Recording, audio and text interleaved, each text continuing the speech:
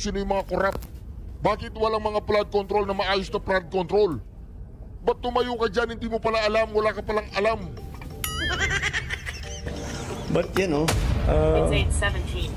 go out there. Tignan ninyo. Talk to the people. Kaya nga nagtatanong sila sa'yo, presidente ka.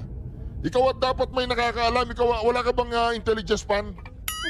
Ilang bilyon yung intelligence fund mo, ba't di mo gamitin para maalaman mo kung sino yung mga tiwali at sino yung mga magnanakaw ka? Sino yung mga magnanakaw ka? Hanapin mo kung sino yung magnanakaw ka. Diba? Yung mga magnanakaw, kasama sa mga magnanakaw ka. Diba? Hanapin mo yung magnanakaw ka.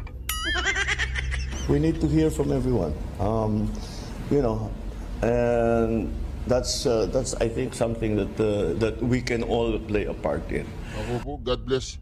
God save the Philippines, mga ka-reaction.